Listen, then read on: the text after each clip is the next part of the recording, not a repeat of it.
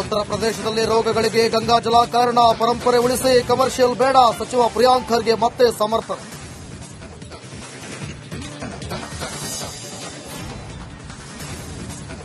ಪಕ್ಷ ಪ್ರೇಮ ಮರೆಯಿತ ರಾಜ್ಯ ಸರ್ಕಾರ. ಆಲಮಟ್ಟಿ ಬಸವಸಾಗರದಿಂದ ತೆಲಂಗಾಣಕ್ಕೆ ನೀರು.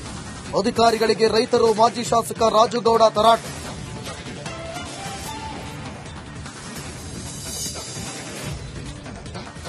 ಹಿಂದೂಗಳ ಹೋರಾಟಕ್ಕೆ ಅತಿದೊಡ್ಡ ಗೆಲುವು. ಲಾಡ್ಲೆ ಮಶಾಕ್ ದರ್ಗಾದಲ್ಲಿ ಶಿವಪೂಜೆಗೆ ಸಿದ್ಧತೆ. ಆಳಂದ ಪಟ್ಟಣದಾದ್ಯಂತ ಬಿಗಿ ಪೊಲೀಸ್ ಬಂದೋಬಸ್ತ್.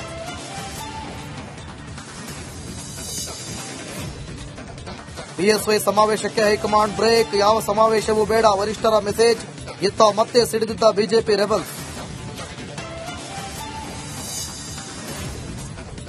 ನವಲದಲ್ಲಿ ದೈವ ವೇಷ ಧರಿಸಿದ ವಿವಾದ. ದೈವ ಸನ್ನಿಧಿಯಲ್ಲಿ ವೇಷಧಾರಿಗಳಿಂದ ಕ್ಷಮೆಯಾಚನೆ. ಉಡುಪಿಯ ನೆಲ್ಲಿಕಟ್ಟೆ ಬಬ್ಬು ಸ್ವಾಮಿಗೆ ತಪ್ಪು ಕಾಣು.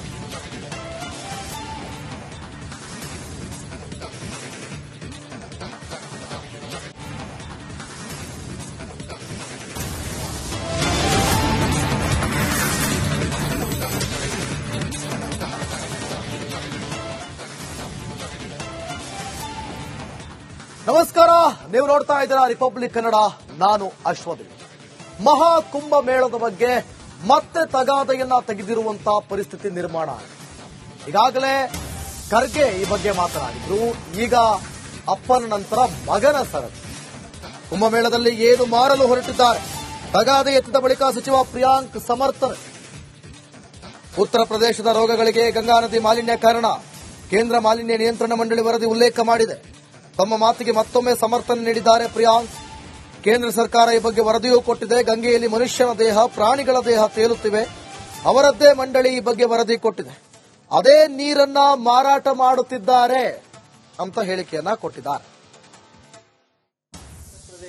ಕೇಂದ್ರ ಸರ್ಕಾರದ ಸಂಸ್ಥೆಗಳೇನಂತ ಇದೆ ಅಂತ ಬಹಳ ಸ್ಪಷ್ಟವಾಗಿ ಕೇಂದ್ರ ಸರ್ಕಾರದ ಪೊಲ್ಯೂಷನ್ ಬೋರ್ಡ್ಗಳಿರ್ಬೋದು, ಬೇರೆ ಸಂಸ್ಥೆಗಳಿರ್ಬೋದು, ಮತ್ತೆ ಉತ್ತರ ಪ್ರದೇಶಿನ ಸಂಸ್ಥೆಗಳಿರ್ಬೋದು, ಏನ್ ಹೇಳಿದ್ರು, 12% ನಲ್ಲಿ ಏನು ರೋಗಗಳು ಉತ್ತರ ಪ್ರದೇಶನಲ್ಲಿ ಆಗುತ್ತೆ, ಅದಕ್ಕೆ ಅದರ ಮೂಲ ಗಂಗಾ ನದಿಯ ಕಲುಷಿತ ನೀರು ಅಂದ್ಬಿಟ್ಟು.